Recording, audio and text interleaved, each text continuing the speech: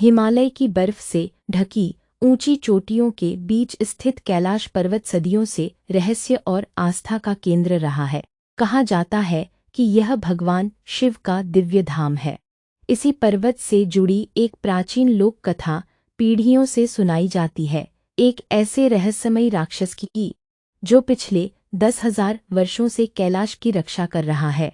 बहुत समय पहले, जब पृथ्वी पर ऋषि मुनियों का युग था, तब क्रोधकेतु नाम का एक अत्यंत शक्तिशाली राक्षस रहता था। वह बलशाली था, लेकिन अपने अहंकार के कारण देवताओं और ऋषियों को चुनौती देता रहता था। एक दिन उसने कैलाश पर्वत पर चढ़कर भगवान शिव की शक्ति को परखने का निश्चय किया।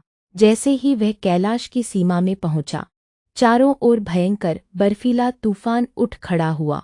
फिर भी क्रोधकेतु आगे बढ़ता रहा। तभी उसके सामने भगवान शिव प्रकट हुए। राक्षस ने युद्ध की चुनौती दी। युद्ध कई दिनों तक चला। अंत में भगवान शिव ने उसे पराजित कर दिया, परंतु शिव ने उसका वध नहीं किया। उन्होंने देखा कि उसके भीतर अपार शक्ति है, जिसे सही दिशा दी जा सकती है। क्रोधकेतु ने अपनी भूल स्वीकार की और भगवान शिव से क्षमा मांगी। शिव बोले, यदि तुम सच में प्रायश्चित करना चाहते हो, तो आज से तुम्हारा बल विनाश के लिए नहीं, बल्कि रक्षा के लिए होगा। तुम कैलाश पर्वत के अदृश्य रक्षक बनोगे। जब तक तुम्हारा मन पवित्र रहेगा, कोई भी व्यक्ति बुरी नीयत से इस पर्वत का अपमान नहीं कर सकेगा।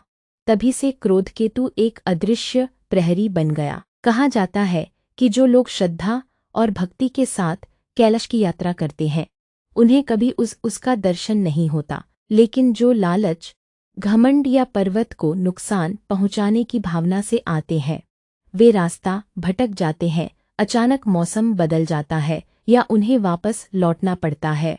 एक बार कुछ खजाना खोजने वाले लोग कैलाश के आसपास पहुंचे। उन्हें विश्वास था कि पर्वत के भीतर अनमोल खजाना छिपा है। जैसे ही वे आगे बढ़े, घना कोहरा छा गया। कंपास ने काम करना बंद कर दिया और हर रास्ता एक जैसा दिखाई देने लगा। तभी उन्हें दूर बर्फ के बीच एक विशाल काली आकृति दिखाई दी। उसकी लाल चमकती आंखें और हाथ में विशाल गदा देखकर सभी भयभीत हो गए। वह आकृति कुछ नहीं बोली, बस पर्वत की ओर इशारा कर खड़ी रही। अगले ही पल तेज हवा चली और वह आकृति बर्फ में विलीन हो गया। डरे हुए यात्रियों ने उसी समय लौट जाने का निर्णय लिया। सुरक्षित लौटने के बाद उन्होंने शपथ ली कि वे कभी कैलाश की पवित्रता को भंग करने का प्रयास नहीं करेंगे। समय बीतता गया। कई साधु संतों ने भी दावा किया कि उन्हें ध्यान के दौरान एक दिव्य रक्षक का आभास हुआ, जो हर उस व्यक्ति की रक्षा करता है जो श्रद्धा से कैलाश आता है। लेकिन किसी ने भी उसे स्पष्ट रूप से नहीं देखा। आज भी कुछ स्थानीय लोक कथाओं में कहा जाता है कि कैलाश की रक्षा केवल प्रकृति नहीं करती, बल्कि भगवान शिव के आदेश से एक प्राचीन रक्षक भी उसकी निगरानी करता है।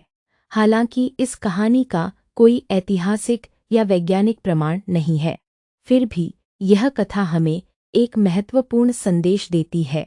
पवित्र स्थानों का सम्मान करना चाहिए और प्रकृति की रक्षा करना हमारा कर्तव्य है। तो क्या सचमुच 10,000 साल से कोई राक्षस कैलाश पर्वत की रक्षा कर रहा है? इस प्रश्न का उत्तर किसी के पास नहीं है। ये आस्था, लोक कथाओं और कल्पना की दुनिया का रहस्य है। लेकिन एक बात निश्चित है, कैलाश पर्वत आज भी करोड़ों लोगों के लिए श्रद्धा, रहस्य और आध्यात्मिकता का प्रतीक बना हुआ है।